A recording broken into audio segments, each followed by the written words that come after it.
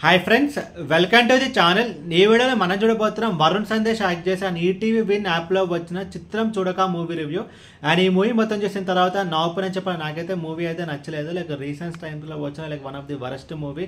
And ఇప్పుడు cinema story విషయానికి వస్తే లైక్ శివాజీ రాజా తను ఒక ప్రొడక్షన్ మేజర్. సో తను సినిమా తీద్దామని చెప్పి సో ఒక లొకేషన్ చూడడానికి అయితే వస్తుంటారు అనమాట. సో అక్కడ వచ్చిన తర్వాత ఒక డ్రామా కంపెనీ ఉంది. సో ఆ డ్రామా కంపెనీలో లైక్ వరుణ్ సందేశ్, ధనరాజ్ అండ్ కాశీ విశ్వనాథ్ అయితే ఉంటారు. సో వాళ్ళ పర్ఫార్మెన్స్ నచ్చి శివాజీ రాజా వాళ్ళకి అయితే వరుణ్ సందేశ్కి యాక్టింగ్ ఛాన్స్ అయితే ఇస్తారు అనమాట. సో వాళ్ళు హైదరాబాద్కి వస్తారు. అండ్ హైదరాబాద్కి వచ్చిన తర్వాత వాళ్ళ మీద ఒక దొంగతనం కేసు పడుతుంది. అండ్ ఆ తర్వాత ఏం జరిగింది అనేది మిగతా స్టోరీ. అండ్ అసలు స్టోరీ సరిగా చెప్పానా లేదా అని చెప్పి నాకే డౌట్ అనమాట. బికాస్ అసలు ఈ స్టోరీ అనేది ప్రాపర్గా ఉండదు. లైక్ ఏ మూవీ అయినా సరే ప్లస్ అండ్ మైనస్ పాయింట్స్ ఉంటాయి. అండ్ ఈ మూవీలో ప్లస్ పాయింట్స్ కంటే మైనస్ పాయింట్స్ ఎక్కువ. లైక్ మెయిన్ మైనస్ పాయింట్ ఈ మూవీకి ఒక స్టోరీ, అసలు స్టోరీ అనేది సరిగ్గా ఉండదు. అసలు అది స్టార్టింగ్ 5 to 10 minutesలో తెలిసిపోతుందో లేదు వరస్ట్ మూవీ అని చెప్పి. స్టార్టింగ్ 5 minutesలోనే మనకి అసలు ఈ సినిమా చూడబుద్దే కాదు. లైక్ స్టార్టింగ్ సీన్లో శివాజీ రాజు ఒక కార్లో లొకేషన్ చూడడానికి వస్తాడు. ఆ ఒక్క సీనే బాగుంటుంది. ఆ తర్వాత కొంతమంది రౌడీలను అయితే చూపిస్తారు. ఇంకా మనకి ఆ ఒక్క సీన్ చాలా అసలు ఈ మూవీ ఎంత వరస్ట్గా ఉందో తెలిసిపోవడానికి. ఆ సీన్ నుంచి క్లైమాక్స్ వరకు మనకి మూవీ అయితే బోర్ కొడుతుంది అనమాట. లైక్ స్టోరీ సరిగ్గా ఉండదు, స్క్రీన్ ప్లే సరిగ్గా ఉండదు. అండ్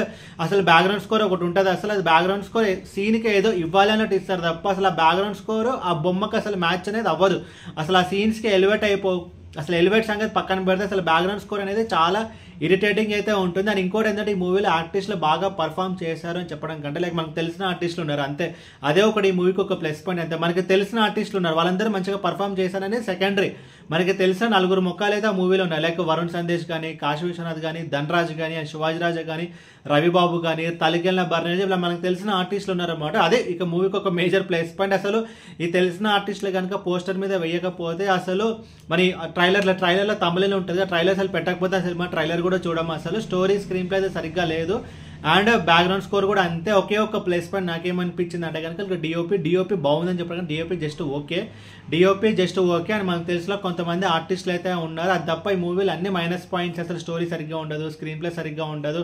అండ్ హీరోయిన్ ప్రాస్టిట్యూట్ అంటే అసలు మనకి ఏది సరే అర్థమైతే కాదనమాట. మళ్ళీ ఇంకొకటి దొంగతనం కేసు అంటారు, ఏదైతే ప్రాపర్గా ఉండదు. అండ్ ఓవరాల్ ఈ సినిమా గురించి అయితే లైక్ ఈ సినిమా పేరు చిత్రం చూడరా. బట్ నాకైతే సినిమా చూడొద్దు అని చెప్పి మీకైతే సజెషన్ చేస్తున్నాను. ఈ మూవీకి నేను ఇస్తున్న రేటింగ్ 1/5. అని ఈటీవీ విన్ యాప్లో ఈ మూవీ అయితే ఉందన్నమాట. బట్ మూవీ అయితే డిసప్పాయింట్ చేస్తుంది.